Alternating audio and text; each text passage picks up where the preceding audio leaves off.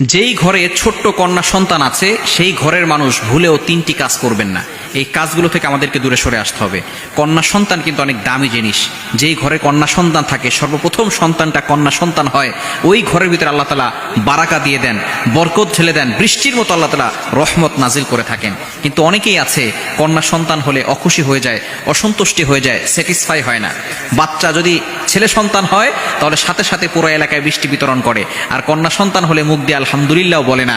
সুতরাং এই জন্য কন্যা সন্তান হলে অখুশি হবেন না, কারণ আপনি যার গর্ভ থেকে এসেছেন সেও কিন্তু একজন কন্যা, সেও একজন মেয়ে। সুতরাং মেয়েদেরকে কখনো ক্রিটিসাইজ করবেন না, তুচ্ছ তাচ্ছিল্য করবেন না। তবে যেই ঘরের ভিতরে কন্যা সন্তান থাকবে তাদেরকে অবশ্যই সতর্ক থাকতে হবে। এক নাম্বার যে কাজটি করা যাবে না সেটা হচ্ছে, কন্যা সন্তান আস্তে আস্তে বড় হয়ে যায়, অনেক দ্রুত বড় হয়ে যায়। অনেকে কন্যা সন্তানকে পরপুরুষের কোলে উঠতে দেয়। অনেক 8 বছর 9 বছর 10 বছর হয়ে গেছে, এই ধরনের সন্তানদেরকেও, কন্যা সন্তানদেরকে পরপুরুষের কোলে উঠতে দেয়। খবরদার, এটা কখনো করবেন না। এগুলো থেকে আমাদেরকে দূরে সরে আসতে হবে। বর্তমান সমাজ, কিছু কিছু মানুষ এমন রয়েছে যারা জন্তুর সাথেও খারাপ কাজ করতে দ্বিধাবোধ করে না। তারা কন্যা সন্তান ছোট হলে তারা কি করবে একটু চিন্তা করে দেখেন।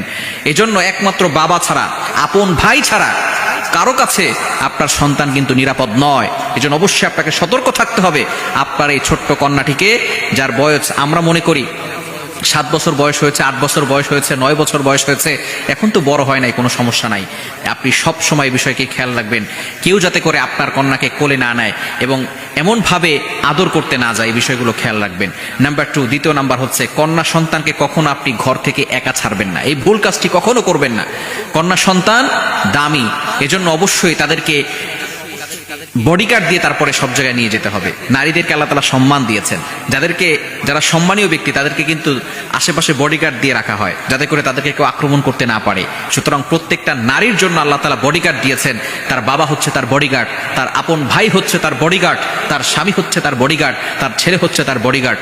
এজন্য কোনো নারী যদি দূরে কোথাও সফরে যেতে চায় তাহলে অবশ্যই তার বডিগার্ড লাগবে। বডিগার্ড ছাড়া, অর্থাৎ তার সিকিউরিটি ছাড়া সে কিন্তু যেতে পারবে না। তার মাহরাম লাগবে, তার ভাই লাগবে, আপন ভাই অথবা তার বাবা লাগবে, তাকে নিয়ে যেতে হবে। কেননা দূরের সফরে গেলে সে সম্মানীয় জিনিস, সম্মানীয় তার ব্যক্তিত্ব, এই জন্য কেউ যাতে করে তার উপর আসর করতে না পারে, দাগ লাগাতে না পারে তার ইজ্জতের উপরে, এজন্য তার মাহরাম নিয়ে তারপরে তাকে যেতে হবে।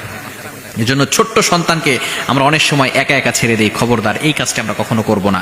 3 নাম্বার হচ্ছে খুবই গুরুত্বপূর্ণ বিষয়, সব সময় গার্ডিয়ানরা যারা আছেন তারা গার্ড দেওয়ার চেষ্টা করবেন, সতর্ক থাকার চেষ্টা করবেন এবং মেয়েদের সাথে ফ্রি মাইন্ডে চলাফেরা করার চেষ্টা করবেন। তাদের ভাষাগুলো বোঝার চেষ্টা করবেন, তাদেরকে ক্রিটিসাইজ করবেন না, তুচ্ছ তাচ্ছিল্য করবেন না। অনেক মা এমন রয়েছে, যদি একটা মেয়ে সন্তান হয় তারপর একটা ছেলে